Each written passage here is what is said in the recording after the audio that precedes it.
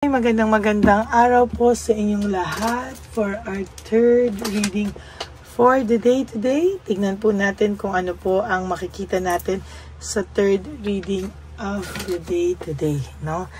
Gusto ko naman pong gamitin itong ating pink oracle card at ito pong ating ayun. Ito pong ating black lover oracle cards. No, so tayo po ay mamimili ng Sunny Persa po ito. Tayo po ay mamimili ng 10 cards dito at 10 cards po sa kabila, no? So kamusta po kayo? Sana po ay napanood nyo na po yung first and second, third, fourth reading kagabi at yung first and second reading bago po kayo tumalon dito, no? Kasi talagang kailangan nyo muna pong mapanood ang bawat readings, no? Dahil ito po ay talagang importante mapanood nyo ang iba-ibang readings.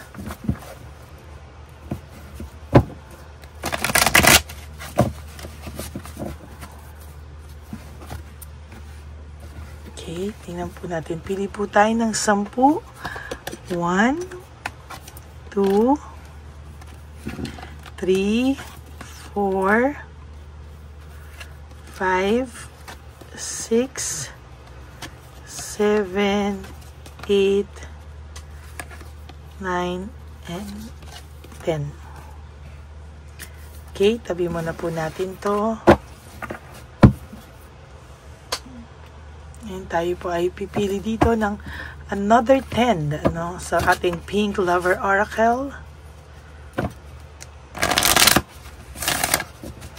Bakit sumasakit ang aking kamay?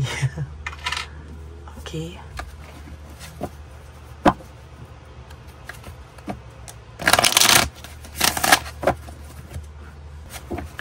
Okay, alam ko po wala pa tayong kandila. Talagang nakikita ko naman po, no? Kasi talagang alam ko po na pag wala pang kandila ay natataranta rin po kayo. Ay, kandila, wala pa. Okay.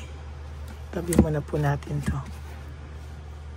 Tingnan natin kung sisindi pa itong isang to.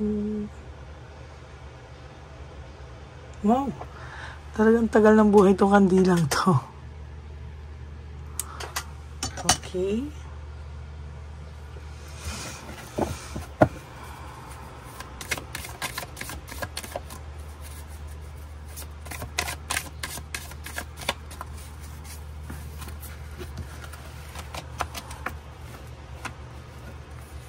One, 2, 3, 4,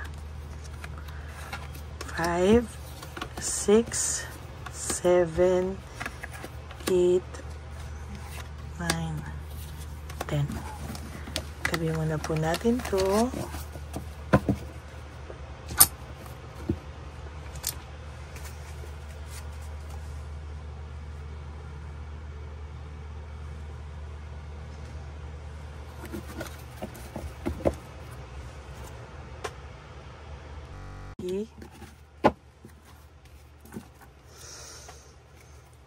Simulan na po natin ang pagsasani persa. Huwag niyo po itong huwag niyo po itong ano ba tawag dito? I-skip, no? Dito po tayo kumukuha ng ating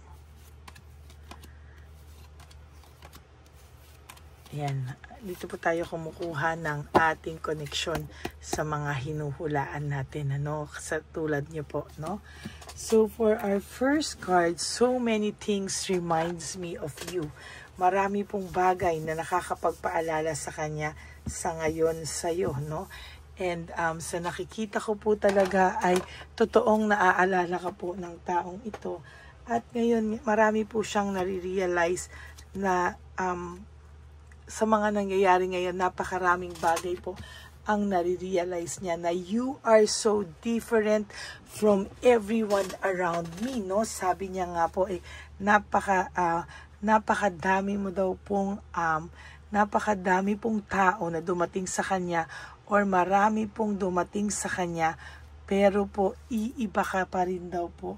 At ngayon niya po nakikita kung ano ang buhay na meron siya pag wala ka na, no? Ito ay magulo, malungkot, at talagang ibang-iba ka daw po sa mga nakilala niya, no? Ngayon po niya yan nare-realize, and sorry po, ang sad na ngayon niya lang nare-realize ang mga bagay na yan. Ayan, no? Ang sabi niya, you came closer than anyone. Ikaw pa rin, at wala pa rin po siyang makitang kagaya mo. Kaya sabi ko nga sa'yo, yung mga times ngayon na siya ay may pinagdadaanan, siya ay may problema, ikaw po ang naiisip ng taong ito, no?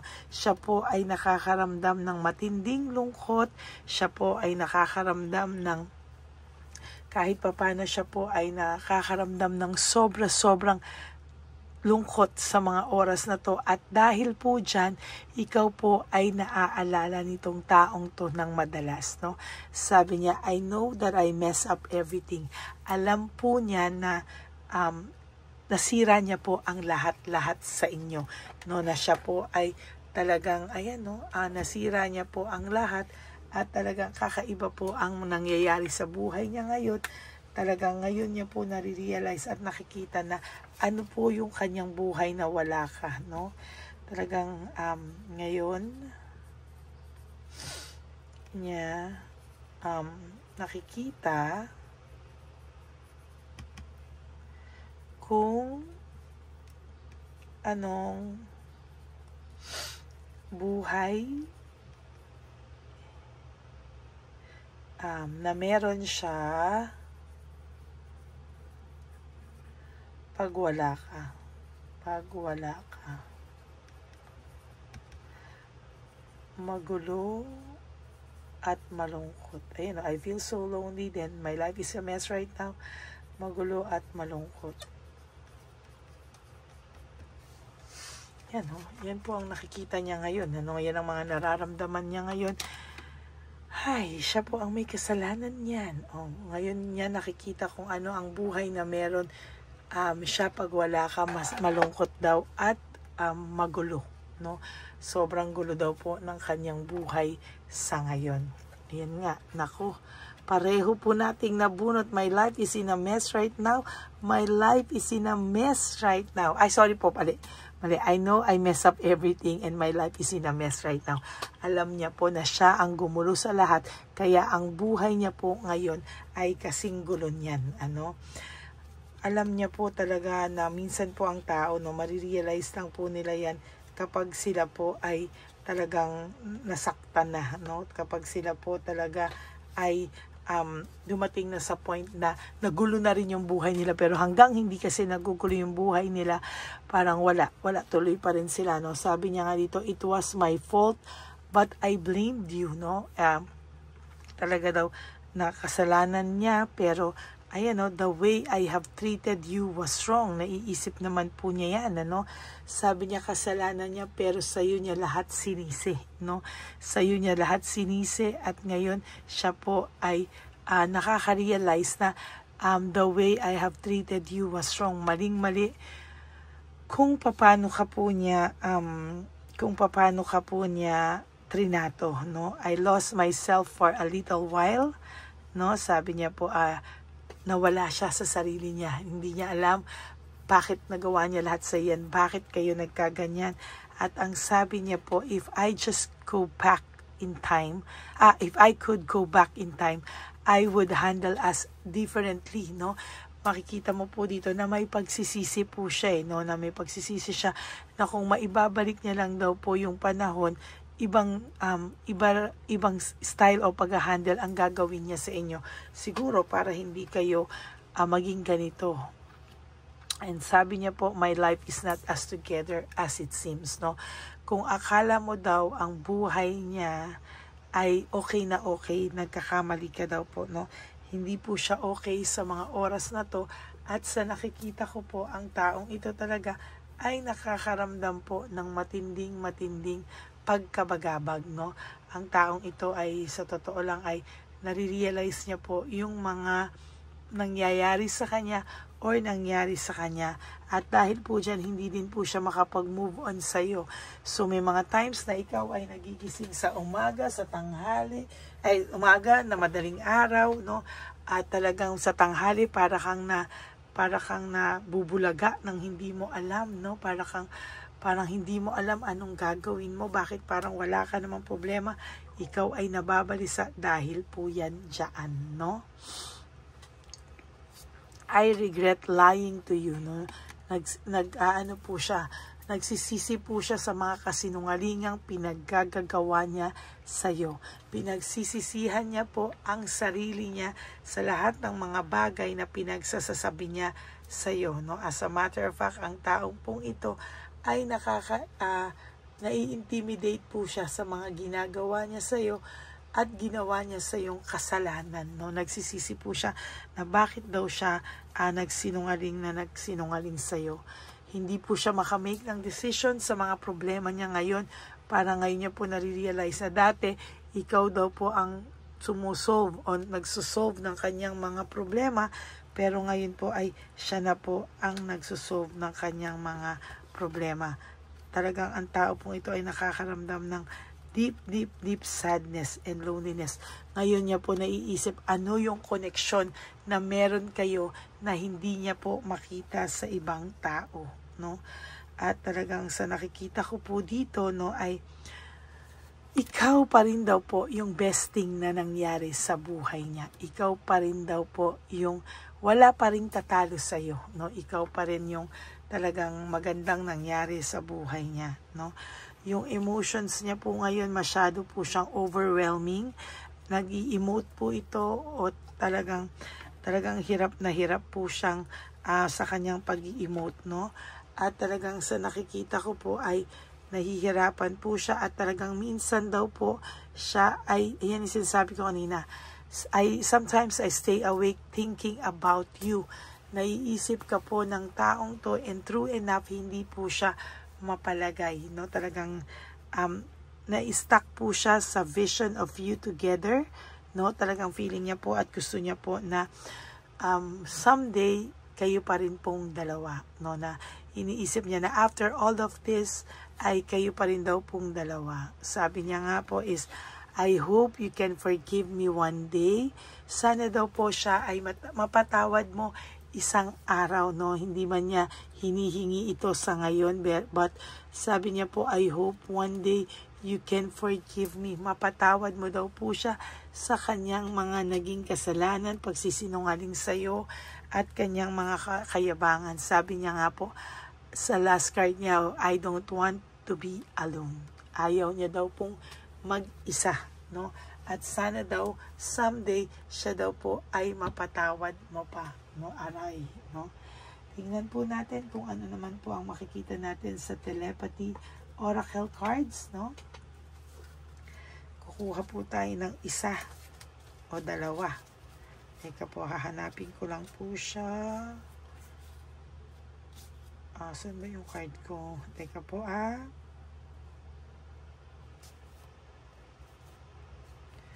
Hindi ko makita ang ating cards. Iba-iba kasi ang cards.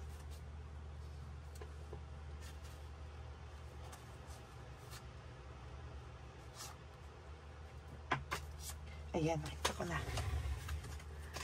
Nakita ko na ang ating cards na gusto kong gamitin. Sa sobrang pong dami kong cards, nagpatong-patong kasi. Okay, tingnan po natin to. Tingnan natin to. Boundaries, no? Importante daw po sa iyo ang magkaroon ng boundaries, no? Para hindi ka na po palaging ganitong gawin niya sa iyo, no? Hindi palaging ikaw yung nagbibigay, hindi pwedeng palaging ikaw lahat, no? So sometimes you have to put boundaries, no? Hindi po isang balik niya lang, kailangan balikan mo siya at maawa ka po kaagad para daw siya ganda, para daw siya ay i-value ka, no? Focus on things of value, na makita niya na mag-focus siya sa iyo dahil ikaw yung may value sa lahat-lahat ng ito, no? Nag-e-expect po ito ng reconciliation sa iyo, pero ikaw muna po, bago mo pagdesisyonan ito, I learned how to reconcile with yourself first, no? Kailangan mo daw pong patawarin din ang iyong sarili sa lahat, at tingnan mo po na po ang sarili mo, ano, try to love yourself first, makipag-reconcile ka muna sa sarili mo, and then pag mahal mo ng sarili mo, that's the time na talagang ready ka na ulit magmahal, at para mapakita mo yung value mo, dun ka din po niya mamahalin. Okay? And love conquers everything. Wow, no? So sa nakikita ko po dito ay may pagmamahal pa naman po kayo sa isa't isa. Yun lang po talaga ay nagkaroon ito ng sobrang sungay at kayabangan, no? Pero I think now is naturuan na rin po ito ng leksyon. Okay? That is your third reading of the day. I hope kayo po ay naka-resonate, and if you do, can you please give me a like and comment down below para naman po makita natin kung ano naman po ang makikita natin sa ating reading of the day today, no? Na ano po yung naging pakiramdam nyo sa third reading of the day today, no? And can you give me a like and comment down below, and please click the subscribe button and click the bell para naman po updated po kayo sa ating mga latest para kayo po ay updated sa ating latest na videos, no? And for those of you who would like to have a private reading with me, you can message me po at Ladyly Elena, that's Ladyly Elena. Nasa dulo po yan na ating video. Diyan nyo lang po ako makokontak. That is my only official and legit FB account. Yan. Maraming salamat po sa inyong lahat. And for those of you na